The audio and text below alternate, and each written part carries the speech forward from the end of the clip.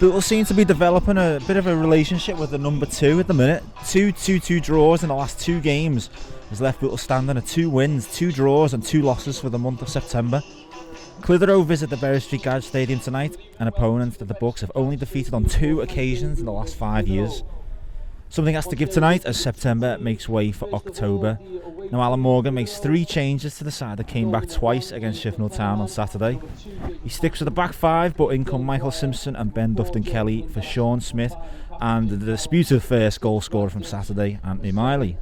Sam Hughes, Jack Lenahan and Joe Woolley continue in midfield, and Courtney Duffus misses out altogether, so Connor Rankin comes in for his first start in 5 to partner Ben Hodkinson up front.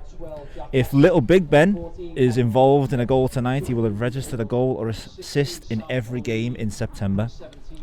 Clitheroe made just 1 change from their 1-0 win over Newcastle Town last time out. Bradley Carroll misses out with Danny Wilkins, a substitute on Saturday, coming in. So those teams in full. We'll go with Clitheroe first. James McClenahan is in goal. And it's Jacob Hansen, Dylan Dwyer, Jordan Windass, Captain Jake Carroll, Brad Ditch, Leon Creech, Danny Wilkins, Joshua Briggs. It's the scourge of many teams in this league, including Bootle and Veron Parney and Lewis Trickett. The substitutes for Clitheroe are Jack Massey, Cameron Lancaster, Luke Gill, Samuel Olawumi and Harry Johnson.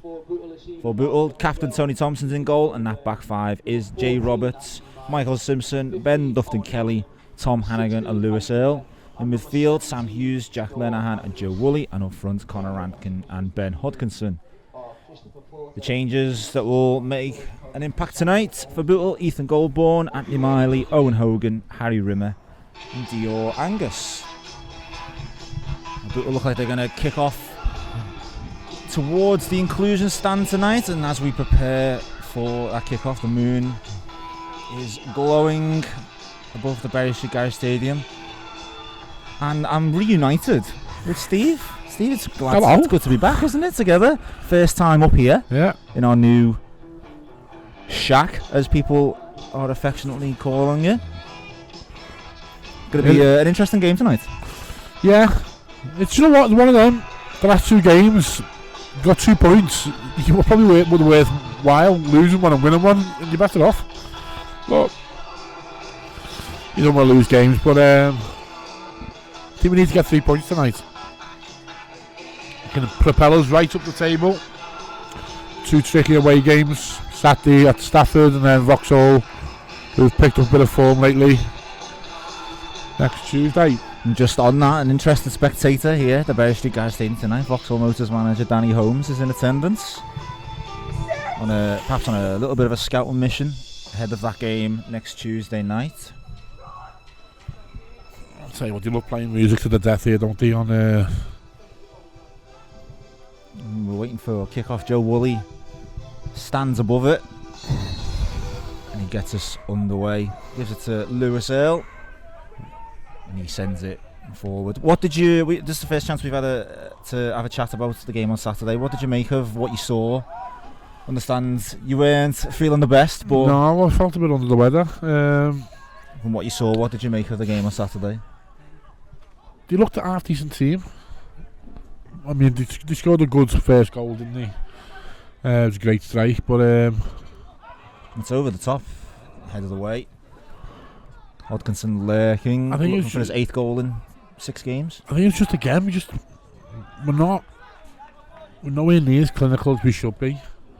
Getting ourselves into some great positions and just not taking the chances. Probably cost us 2 points against Kidsgrove last week.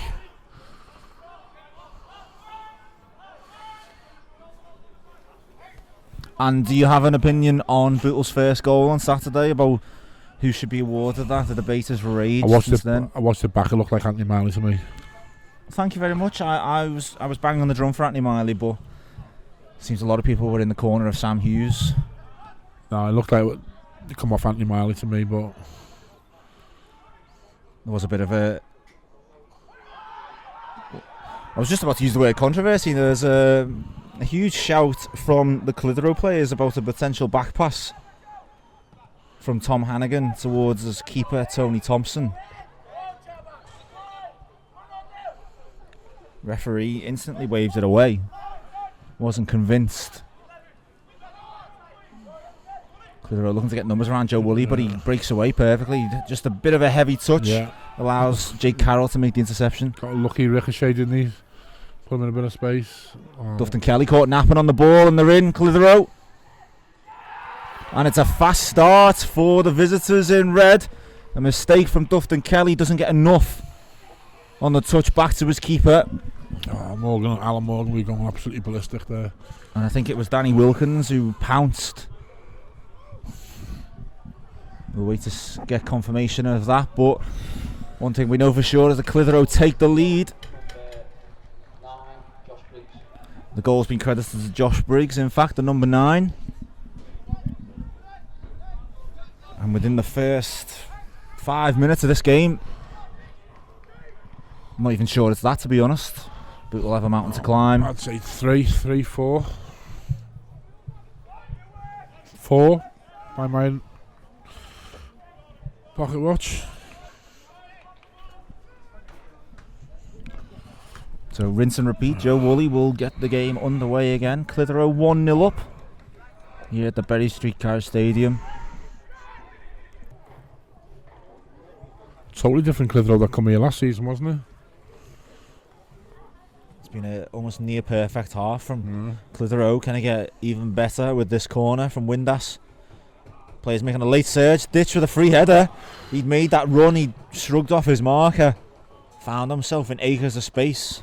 To let off that, bang on half time as well. But he couldn't direct his head towards goal. And he's won everything comfortably all game as well, hasn't he? He did well to bamboozle the Bootle defence there. He's got his head in his hands, he knows what a glorious that chance was, and the way this first half has gone, that could have been hugely decisive. 2-man wall for Clitheroe. McClenahan looking to get his near post covered. Every outfield Bootle player in the Clitheroe half. Hodkinson left-footed. Save. It's a save by McClenahan, and double save again. Simpson was on to the chance after the first save. Managed to dig it out and get a good shot towards the goal. But a strong we're saying that he's palm from he McClenahan. Sometimes throws one in, but we've also seen him have worldies, haven't we? He's a great shot stopper. He is. Perhaps deficiencies in his reading of a game, but when the chips are down, he has to make a save. After I said He's a good operator. After I said that, he was only going to have a worldie, weren't he? He's had 2 there, back to back. Corner for Bootle, Lenahan. Breaks on for Clitheroe. If they can get it right, it's 3-on-2. Simpson craning his neck to get back. Roberts comes over to cover. Parney into Trickett. Bootle have got numbers back. Clitheroe content to get their own reinforcements for this attack. It's with Parney. He's in the Bootle box now. Just forced out. Windass get the ball out from his feet. Can't keep his effort at goal down, but that was a real chance and real danger from Clitheroe. Goes inside, now with Trickett. Pulls the trigger with his left foot. Save. Forces a strong save from Thompson. I think that's about it. Relies on the referee now to call time on proceedings. Unless there's one more rabbit to be pulled out of the hat.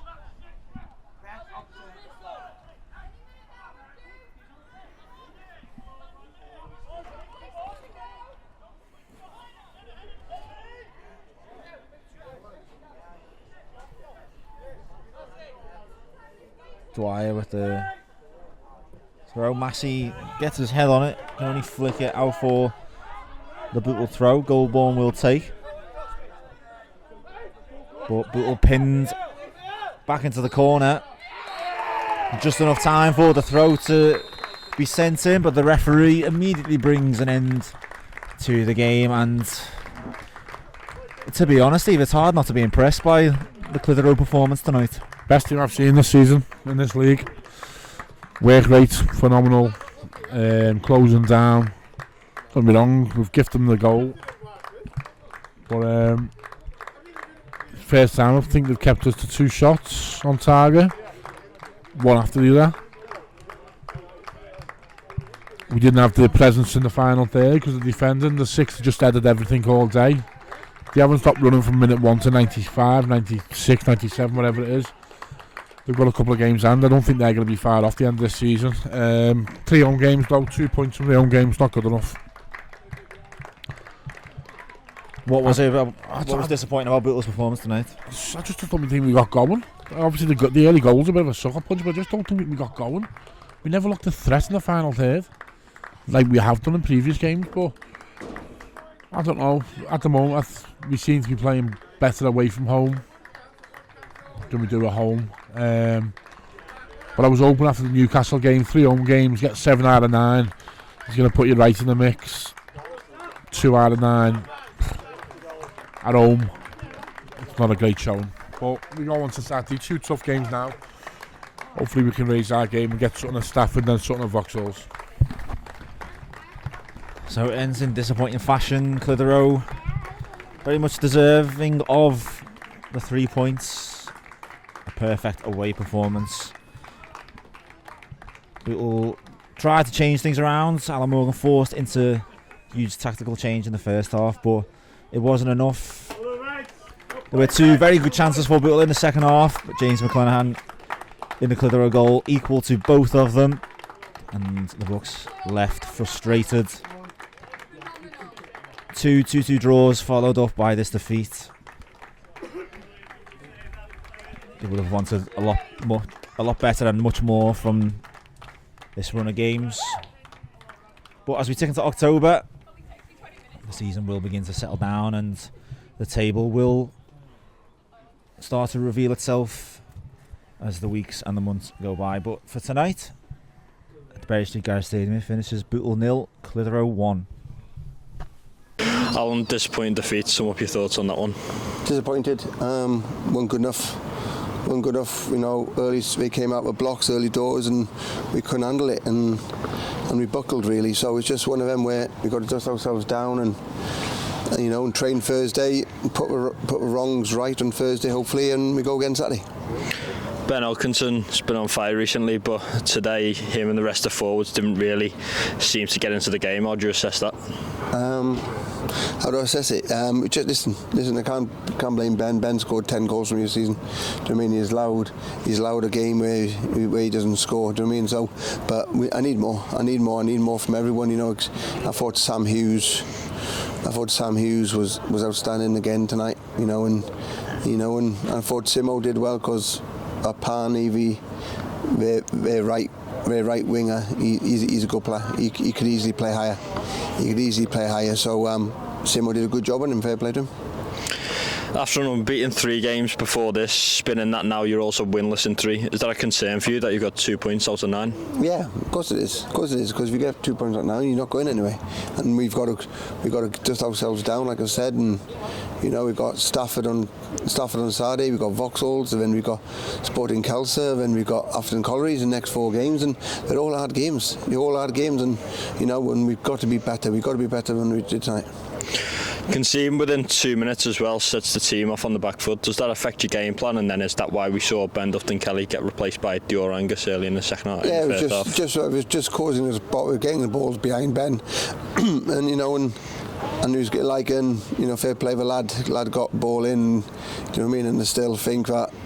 It was a good finish by the lad and from a tight angle, so I need to see it, and and they were doing it, and that's what happens. You got to deal with them things. You got to read it. You can't look to push up if they've got time on the ball and his ball's going to get put behind him. You got to judge it better. You got to read it. We got to know when they're doing it and dropping at the time. You mentioned before, tough next couple of games, starting with Stafford on Saturday, Vauxhall on Tuesday. What's got to change for you? Not much has got to change, but we've got to be better today. That's not us today. We've got to be better than we did tonight, and now we've got to go back to perform like we did on Tuesday, like on Saturday. Okay, it was a 2-2, but we should have won that, and Kidsgrove as well. But we need to, when we play well, we need to start winning points. Do you know what I mean? And like tonight, if we don't play well, we don't get a point. So that thing's got to change. That's for sure. Perfect. Thank you. Thank you.